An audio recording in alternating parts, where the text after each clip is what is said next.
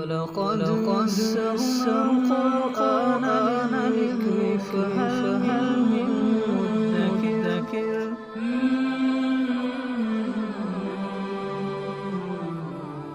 سورۃ المائدہ آیت نمبر 96۔ اعوذ باللہ من الشیطان الرجیم، بسم اللہ الرحمن الرحیم۔ احل لکم صید البحر وطعامہ متاعا لکم وللسیارہ وحرم علیکم صید البر ما دمتم حرما واتقوا اللہ الذی الیہ تحشرون۔ سابقہ آیات میں احرام کی حالت میں بری یعنی خشکی کا شکار ممنوع تھا۔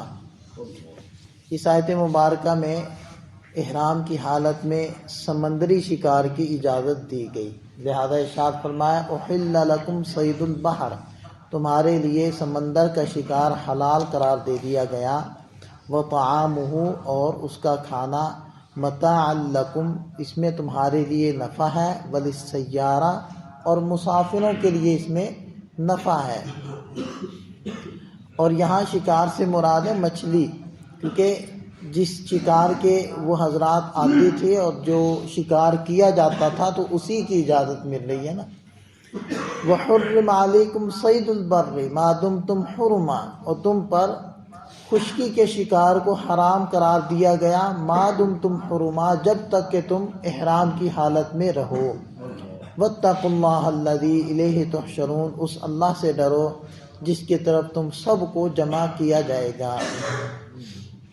جعل اللہ الکعبۃ البیت الحرام قیاما للناس والشہر الحرام والہدی والقلائد، اللہ تعالیٰ نے کعبہ بیت الحرام کو، کعبہ ابری ہوئی چیز کو کہتے ہیں، جیسے ٹخنا اس کو بھی کعب کہا جاتا ہے، کعب ابری ہوئی ہڈی، تو کعبہ بھی ابرا ہوا ہے، اس کی جو جگہ تھی وہ بھی اونچی تھی جہاں اس بیت اللہ کو بنایا گیا۔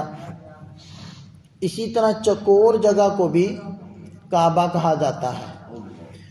تو البیت الحرام حرمت والا، عزت والا، احترام والا گھر، یہ بیت الحرام کا مطلب ہوا۔ تو فرمایا کہ اللہ نے کعبہ بیت حرام کو قیاما للناس، انسانوں کے قائم رہنے کا سبب بنایا۔ انسانیت اور زمین یہ قائم ہے بیت اللہ کی وجہ سے، یعنی جب تک بیت اللہ کی طرف رخ کر کے نماز پڑھی جاتی رہے گی اور اس کا طواف ہوتا رہے گا، اس وقت تک اللہ تعالیٰ دنیا کو بھی قائم رکھیں گے، اور جب بیت اللہ کی طرف رخ کر کے نماز پڑھنا ختم ہو جائے گا اور اس کا طواف اور حج موقوف ہو جائے گا تو پھر اللہ تعالیٰ بیت اللہ کو اٹھا لیں گے اور پھر قیامت قائم ہو جائے گی۔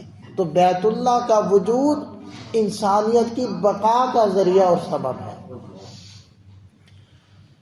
والشہر الحرام، اسی طرح اللہ تعالیٰ نے حرمت والے مہینے بنائے۔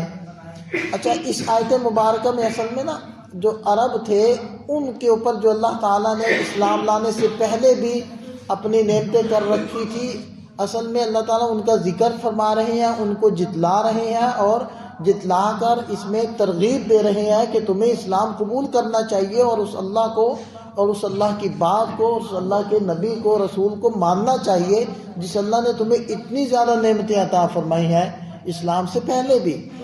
وہ یہ تھا کہ یہ جتنا بھی عرب کا علاقہ تھا، یہاں حکومت تو باضابطہ کوئی قائم نہیں تھی، ایسے قبائلی اور سرداری سسٹم تھا، جیسے کہ یہ فاٹا کے علاقے میں تھا نا سرداری سسٹم۔ یہ پاکستان کا بھی کافی علاقہ آپ دیکھیں، یہ بھاولپور کی ریاست الگ تھی، کشمیر کی ریاست الگ تھی، اس طرح یہ ریاستیں تھیں، چھوٹے چھوٹے علاقے تھے جہاں اپنی اپنی عملداری تھی۔ تو عرب میں بھی تو یوں ہی تھا۔ اب دیکھیں کہ لوگ جو ڈرتے ہیں وہ کسی قانون سے ڈرتے ہیں، قانون کی وجہ سے کسی چیز کا احترام اور خیال کرتے ہیں، قانون تو وہاں تھا نہیں۔ دوسری چیز تھی وہ اللہ تعالیٰ نے اس علاقے کو پرامن کر دیا تھا اپنے گھر کی وجہ سے، بیت اللہ کی وجہ سے، کہ حرم کا علاقہ تو وہ جاہلیت کے اندر بھی عرب سمجھتے تھے اس کو قابل احترام، اور اسلام سے پہلے بھی جو لوگ حج کے لیے آتے اور حرم کے اندر اگر قاتل کو بھی وہ پا لیتے تو اس کو کچھ نہ کہتے، نگاہیں جھکا کر گزر جاتے. تو یہ اس جگہ کو اللہ تعالیٰ نے محترم بنایا تھا اور سارے انسانوں کے دلوں میں اللہ نے احترام ڈال دیا تھا. اسی طرح والشہر الحرام، حرمت والے مہینے جو حج کے مہینے ہوتے تھے، اسی طرح رجب میں بھی وہ لوگ لڑا نہیں کرتے تھے. وہ کہتے تھے یہ بابرکت مہینے ہیں، یہ عزت والے مہینے ہیں، ان میں نہیں لڑنا. لڑائی ہو بھی رہی ہوتی تو اس کو بند کر دیتے تھے. اسی طرح والہدی والقلائد، ہدی اور قلائد یہ دونوں ملتے جلتے ہیں کہ ہدی کہتے ہیں قربانی کے جانور کو جو حجاج لے کر جایا کرتے تھے، اور قلائد ان کے گلوں میں جو ہار اور پٹے ڈالا کرتے تھے. اسی طرح بعض دفعہ حجاج خود بھی احرام کے ساتھ ساتھ اپنے گلوں میں قلادے پہن لیا کرتے تھے. تو وہ علامت ہوتی تھی اس بات کی کہ ہم حجاج ہیں اور ہماری یہ جو جانور ہیں یہ قربانی کے جانور ہیں. تو ان کی اس علامت کی وجہ سے یا کوئی بھی علامت اگر اس قافلے پر حج کی حجاج کی ظاہر ہو جاتی تھی تو کوئی بھی اس کو غضب نہیں پہنچاتا تھا، کوئی اسے تعرض نہیں کرتا تھا، لٹیرے ان کو لوٹتے نہیں تھے، لوگ ان کو کھانے پیش کرتے تھے. کھیتوں والے اپنے گھاس پٹھے جو ہوتے تھے وہ جانوروں کے لیے اجازت دے دیتے تھے. کیوں کہ یہ حجاج کے قافلے ہیں، یہ بیت اللہ کے لیے حج کرنے کے لیے جا رہے ہیں. یہ جاہلیت کی میں بات کر رہا ہوں.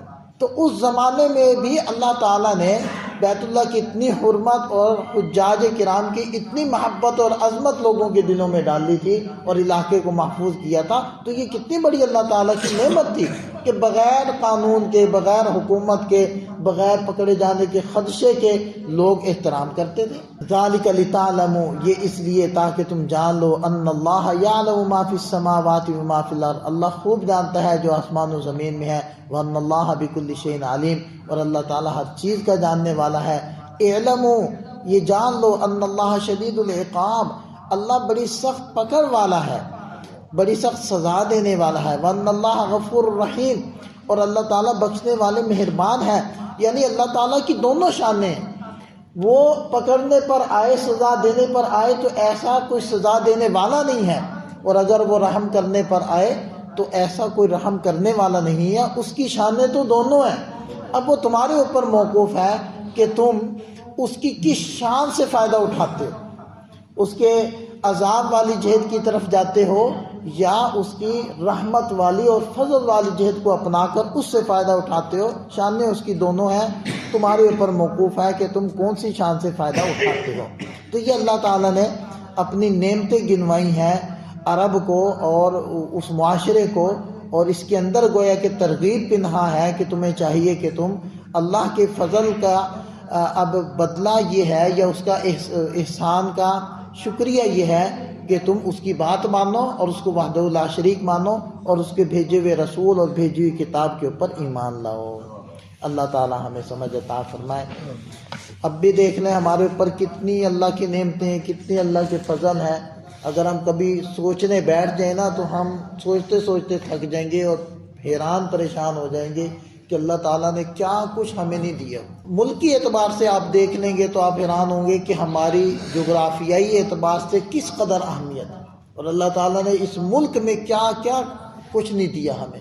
سب کچھ موجود ہے. حتیٰ کہ اگر پوری دنیا ہم سے تعلق توڑ لے اور آمد و رفت بند ہو جائے، خرید و فروخت بند ہو جائے، تو ہمیں کسی کی ضرورت نہیں.